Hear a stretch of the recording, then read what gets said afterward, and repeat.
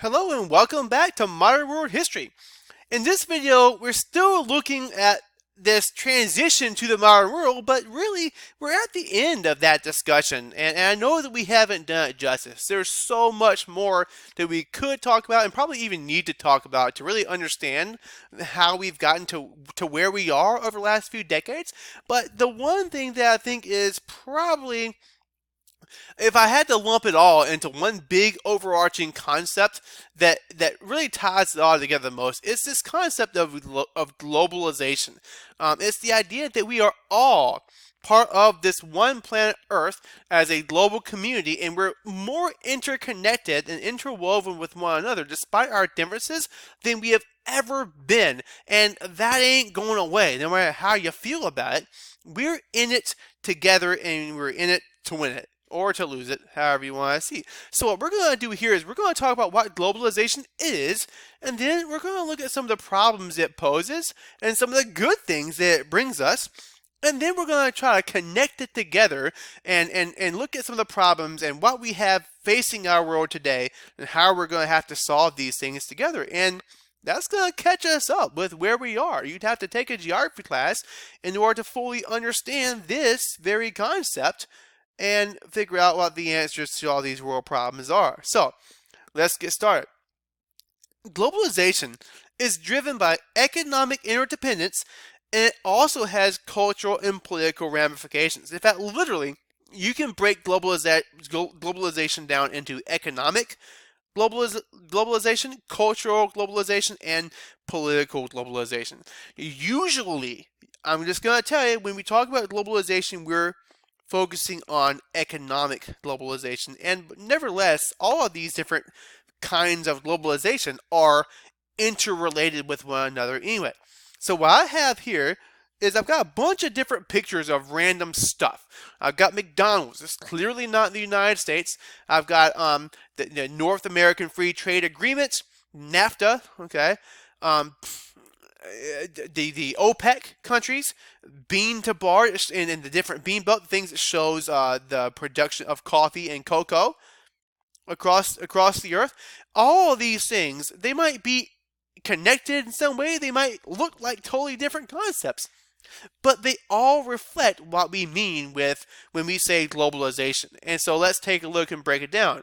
The United States, McDonald's is a staple in the United States. Fast food is a very American thing. Hamburgers are American food, but we know that we're looking at some kind of an Arabic version of McDonald's, and you've got other kinds of like Asian McDonald's, and Starbucks are all over the place on every corner across the earth in cities all over the world.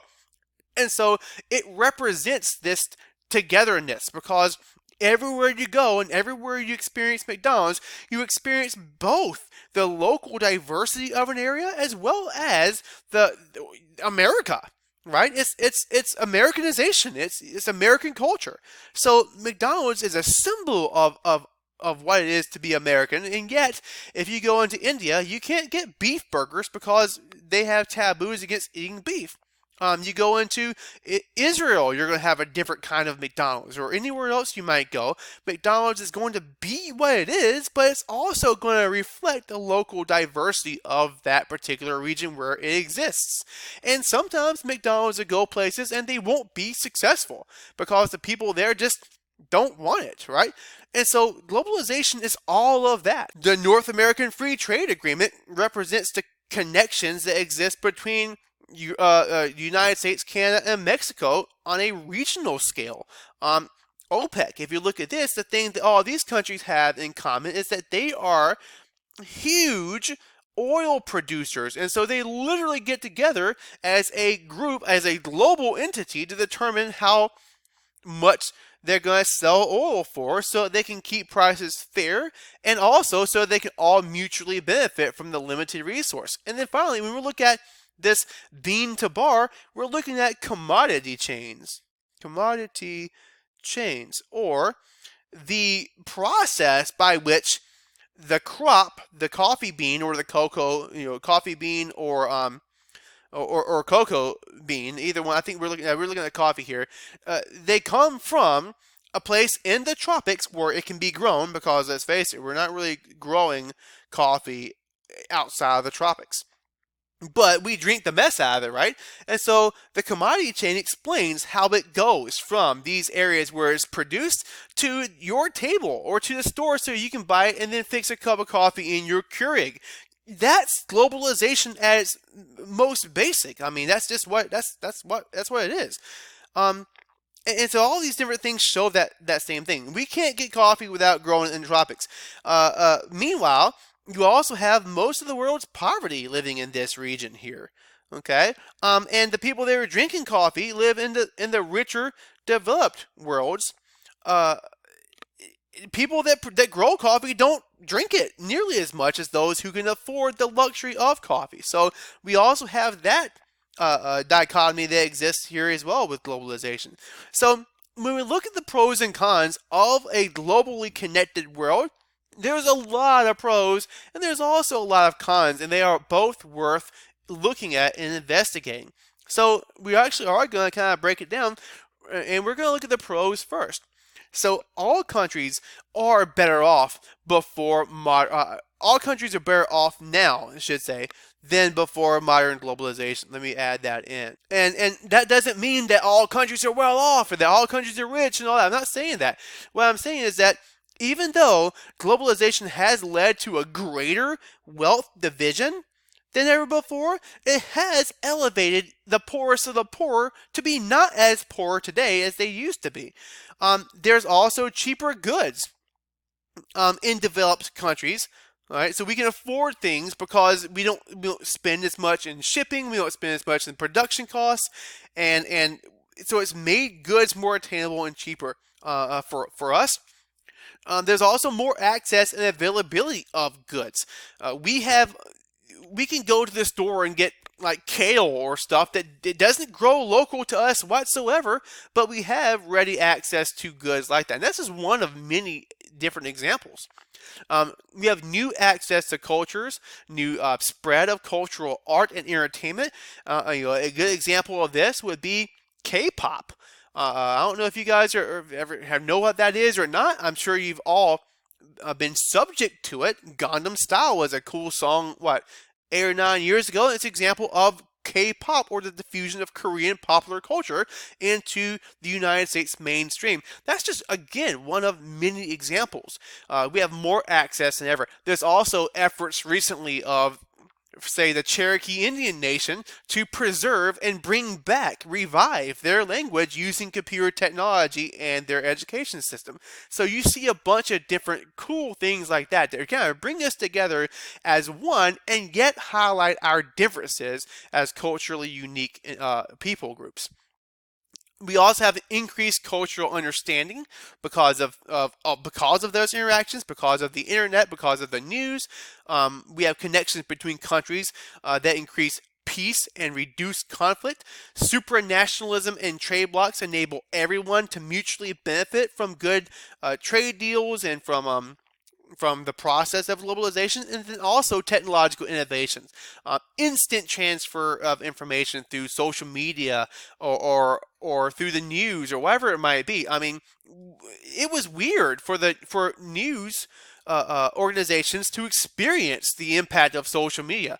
I mean, look at the burning of the Notre Dame Cathedral. That's a terrible thing to have happened after all these hundreds of years. That's never happened. Napoleon was crowned there. You got Charlemagne, all these different things. But when it burned, it was covered on social media prior to the news even getting a hold of it. Now, very soon afterwards, the news is putting it everywhere, and then it's even further dissipated through social media. But that's how instantaneous today's technology is. The very second that something like that happens, everyone is going to know it immediately, and that's a powerful, that's good, it's bad, it's all kinds of cool implications with that. We're more connected, though, that's the point, than we've ever been before. Shipping is cheaper and faster than ever before. I'm waiting on a package right now with a 2-day delivery from Amazon, and just wait until they start flying that stuff to me on drones. It's going to be even faster. And other things I didn't mention here is the capacity of technology to have us do conversations. Yesterday, I was part of an interview panel where we were interviewing for a new position, and we Skyped the guy in. I hold Skype meetings with parents, and I do things like this in order to get my teaching material out so that everyone in the world can be a part of it, and not just my classes. You see, all of these video series, these things are designed to be a part of a virtual course that I have worked really, really hard to create. But here I am sharing it with the world, and I think that's really cool. Some of the cons of globalization include, like I said earlier, the greater division of wealth. So the richest of the rich are getting richer than ever before, and the poorest of the poor are better than they have been, but there's a bigger gap between the haves and the have-nots. And you see this a lot when you look in certain cities, like maybe Mexico City, for example, or many Latin American cities, and that's kind of been a trend for most of their histories. But then also, if you look at recent trends in the United States, you can see where that has started to happen as well, and that's concerning to a lot of people that the richest of the rich is getting richer, and the middle class tends to get further and further marginalized. Um, Loss of jobs in developed countries exists as there is continually a search for cheaper ways to do things, which includes cheaper labor. So a lot of the factory jobs that people may have done in our parents' or grandparents' generation, you're never going to find those positions anymore. They're going away because it's cheaper to do it in places where people are willing to work for far less. And even when you factor in shipping costs and all these different kinds of things, it's still going to make for a cheaper and better product in the end game. And so we have to figure out a way to adapt to those losses in labor and in jobs. There's uneven development. Some countries get more foreign investment just because of the resources they may have, and other countries are seemingly kept poor because of what it is that richer countries are able to gain from those. And if you look here at these regions here, you see a lot of that in these places as well. And I'm not going to get, I know it's kind of maybe even unfair for me to make such a comment and then not do anything to validate or justify it, but I might just have to save that for another time or another video. Wages are low in LDCs, and workers are exploited many times. There's also the spread of disease, and we're seeing stuff that, like Ebola, is something that really is relatively new on a global scene, but I mean, it might have existed for decades and in pockets within Africa, but as the population grows and development levels grow and cities become more accessible and people get on airplanes, next thing you know, you start to see these new and exotic diseases spread back and forth on a global scale, and it freaks people out, right? So that's one of the things we have that we need to combat in the modern globalized world.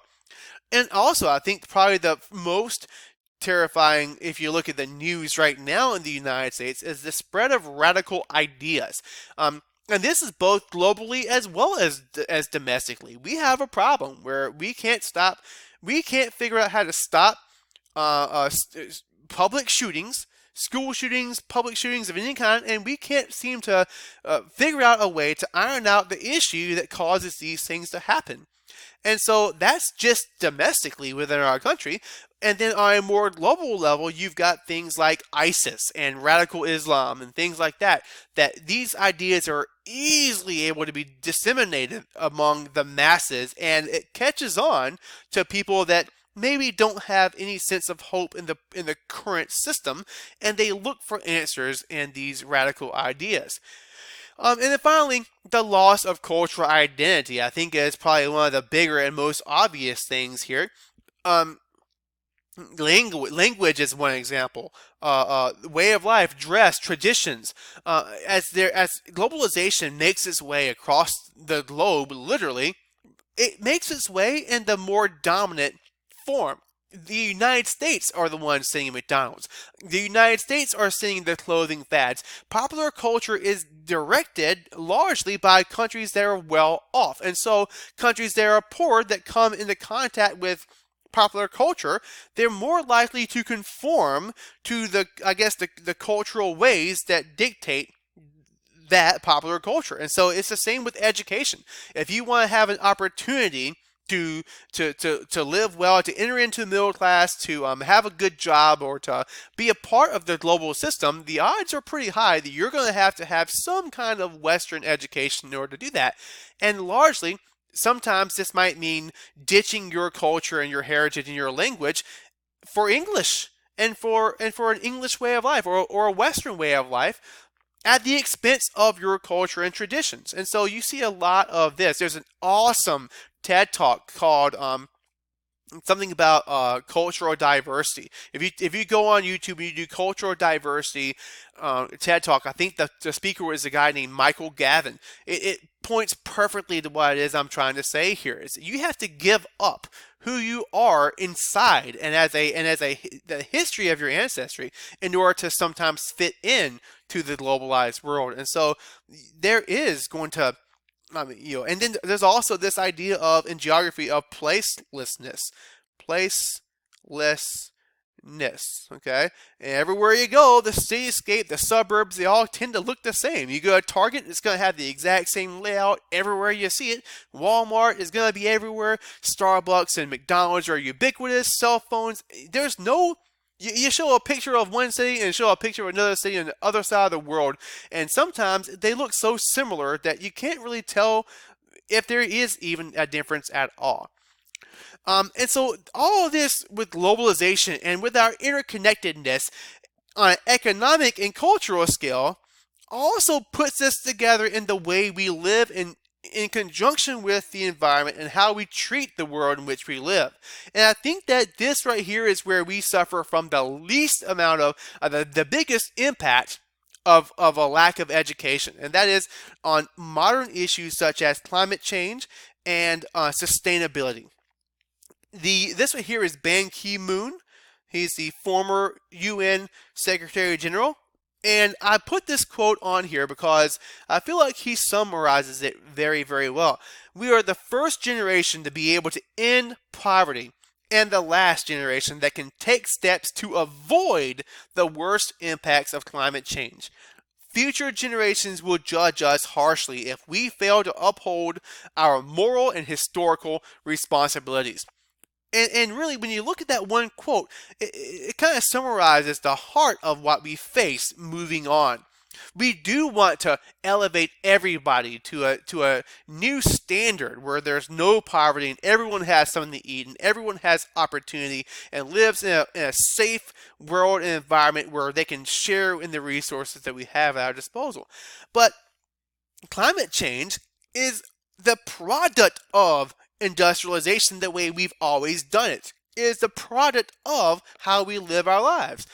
Because we are doing this to the environment because of the way we live, and we feel, especially in the richer countries, entitled to that way of life. And so possibly the most concerning of any modern issue is climate change. In 2015, I lived in South Carolina, we suffered a 1,000-year storm. And then how many more times after that have we heard the terminology 1,000-year storm? Or you've got these hurricanes Irma and Maria that just are wreaking havoc on the United States. Not Bangladesh, not India, not some African country or some poor place. We're looking at the developed world. What are we going to do when flooding in low-lying coastal areas becomes the norm due to the fact that we are melting away the polar ice caps at a rate faster than they're able to replenish? So if what we're doing is causing this and it's irreversible, what's going to happen when we have large chunks of the United States underwater? Where are the people in Florida and on the coast? Where are they going to go? They're going to go here. They're going to go here. And it's going to be an issue because these are going to be internally displaced people within our country. And we're going to have to make room for them and pay to fix the disaster that's going to be global warming. But then think about it. If we have this problem in the United States, and we already can't stand the idea of having immigrants in our country, what are we going to do when you've got 120 million people in Bangladesh and other parts of the poor world that are displaced and need somewhere to go.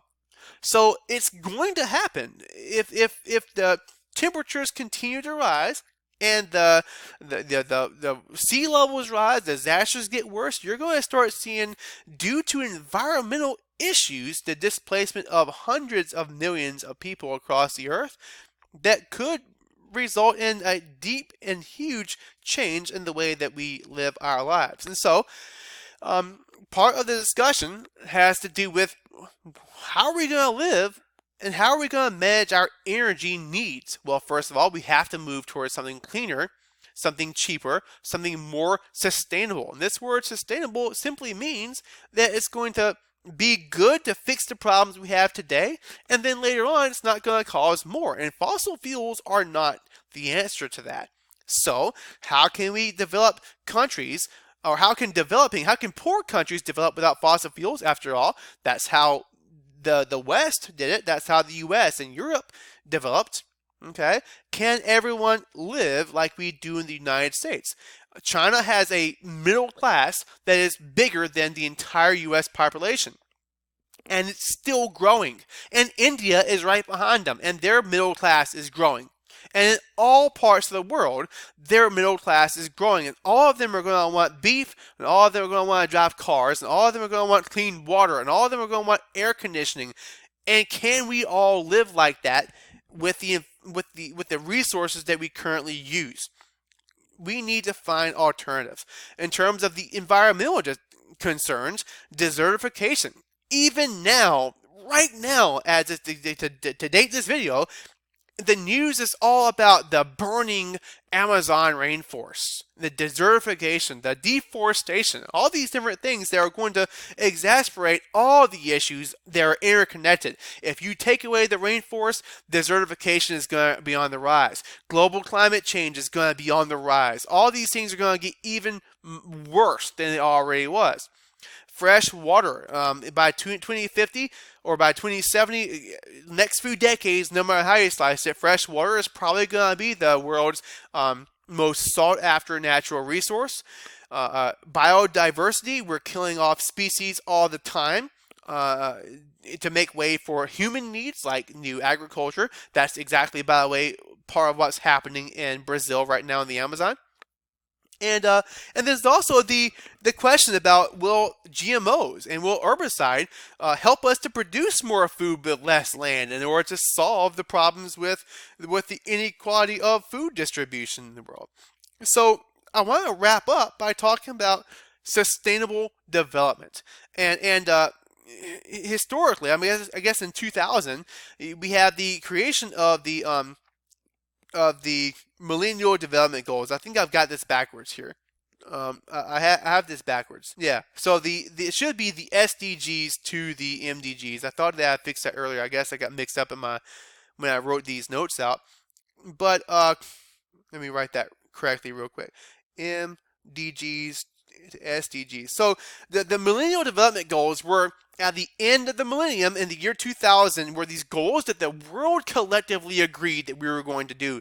And they are these 8 things. Okay? These 8 things.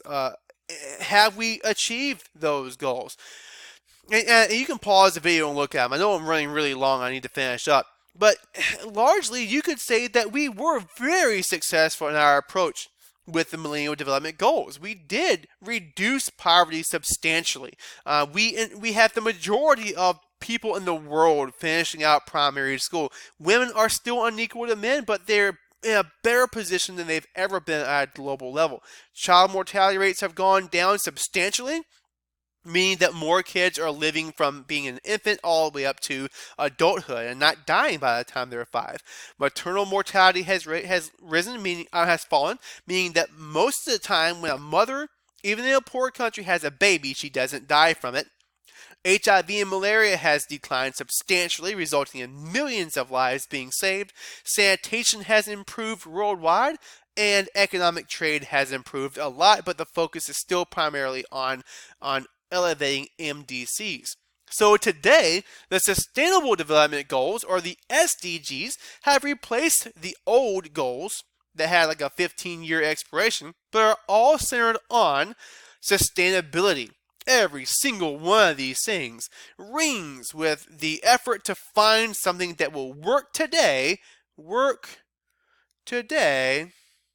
and not cause problems tomorrow. That right there is what sustainability is. All right? That's what it is. In a nutshell, that's a very simplified version of it. So, are these goals attainable? Look at them. What do you think? Can we completely eradicate poverty? Can we create a world of no hunger? Can we promote health and quality education and gender equality across the board? And so on and so forth? Are these things something? Well, one of the things that we got to think about is, how bad do we want it? Are we willing to work for this if it is possible? What do we need to do to see? And I think as a world, the fact that all the states in the world got together to agree on this, I think that right there promotes enough hope for me to be convinced that perhaps there is hope for us to do these things. And so, where there's a will, I feel like there is largely a way. Regardless, these things are going to provide us hope for a great future for everyone. So if there's one thing in the study of world history that we have learned, it is that we do have an unbelievable capacity to do great things. And you've seen it, both good and bad, the things that we're capable of. So, with that said, it looks like you and I and my kids and your kids get to write the next chapter in the text. Thank you so much for doing world history with me. I'll see you guys on the internet.